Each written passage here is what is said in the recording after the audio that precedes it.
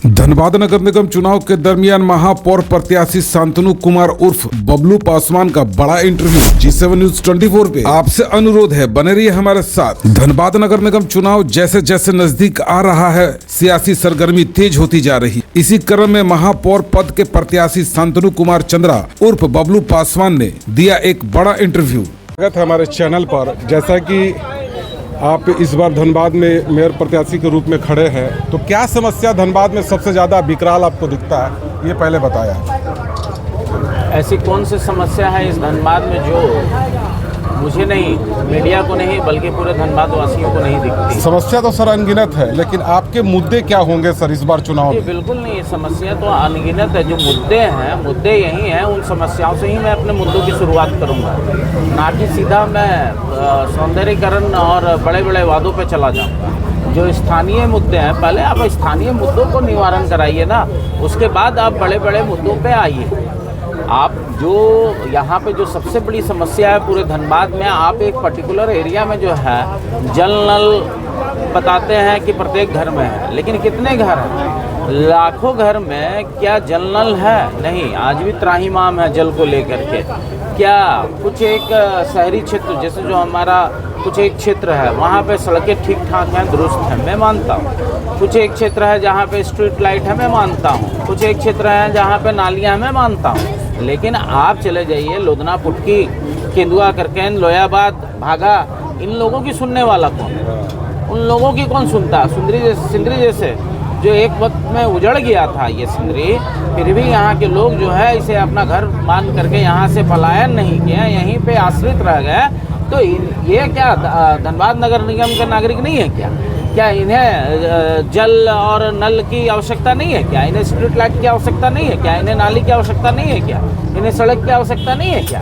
तो भ्रमित करके इन बेचारे भोले भाले लोगों का जो है वोट ले लिया जाता है और कहते हैं विकसित धनबाद की जो है एक पहचान जो है बड़े बड़े बैनर और होर्डिंग में लगा के मीडिया के माध्यम से पूरे धनबाद की जनता को भ्रमित किया जाता है। और यही लोग पुनः आ जाते हैं इन भोले भाले लोगों से वोट मांगने के लिए, और उन्हें फिर भ्रमित करके और इन्हें फिर से जो है बेवकूफ़ बना कर इन्हें छोड़ देते हैं। धनबाद की सबसे मूलभूत समस्या है जैसे सर ये आपका प्रदूषण है, और यहाँ पर आवास को लेकर सिंदरी की सबसे बड़ी मुद्दा है, और रोजगार भी सबसे बड़ा मुद्दा आ रहा है। तो इसको आप कैसे देखते हैं? अब तीन चीज़ की बात आपने कही। पहला आपने प्रदूषण कहा, तो मैं आपको बता दूं कि AQI सिस्टम जो एयर क्वालिटी इंडेक्स जो है, अगर आप उसे बढ़िया से अगर आप जांचेंगे तो आपको मालूम चलेगा कि धनबाद जो है प्रदूषण में मॉडरेट लेवल में आ गया। मतलब अब हम यहाँ से खतरे के निशान के ऊपर अब बढ़ना शुरुआत करेंगे, अब हम जाने लगेंगे।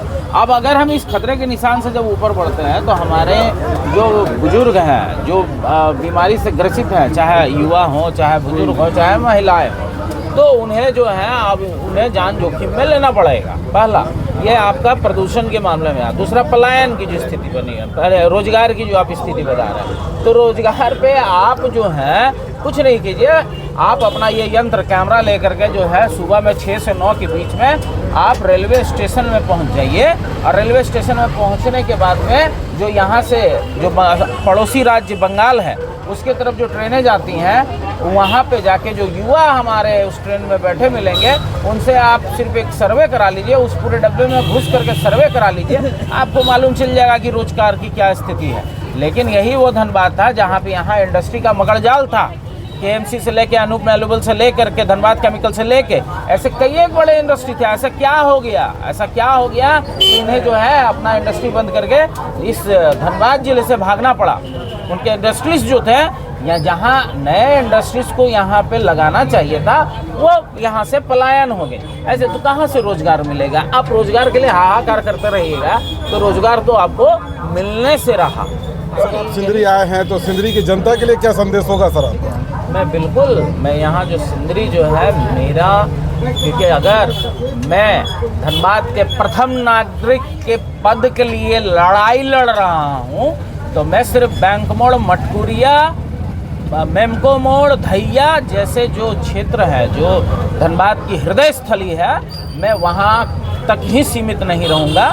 जो सबसे पहले विकास की गाथा लिखूंगा वो इन क्षेत्रों में लिखूंगा, जैसे सिंदरी जहाँ पे कोई कभी पूछता नहीं है, इन क्षेत्रों को यहाँ के जो लोग हैं, यहाँ से अगर अपनी समस्याओं को लेकर धनबाद नगर निगम कार्यालय अगर जाएंगे तो आप जरा सोचिए कि उनका आने जाने में कितना, और आपको क्या लगता है कि नगर निगम में जाइएगा तो एक बार में आपका कोई काम संपन्न हो जाएगा, लेकिन नहीं, मेरा दरवाज़ा खुला रहेगा और मैं जब भी आऊँगा तो एक अपना मेरा एक रूटीन मैप बना रहेगा। मैं सिंदरी आऊँगा, निश्चित रूप से महीने में 1 से 2 बार यहाँ पे आ करके यहाँ के लोगों के साथ वार्तालाप करूँगा, उनके समस्याओं का निदान करूँगा और विश्वास दिलाता हूँ ना आपको पलायन करने का आवश्यकता पड़ेगी, ना आपके आवास जो यहाँ पे जो सबसे बड़ा मुद्दा है वो आपको जो है यहाँ पे आवास जैसे समस्याओं से जूझना नहीं पड़ेगा। शांतनु चंद्रा है, बबलू पासवान के नाम से लोग मुझे जानते हैं। मैं इस मेयर पद के उम्मीदवार के रूप में धनबाद की जनता के समक्ष आया हूँ। मेरा जो चुनाव चिन्ह है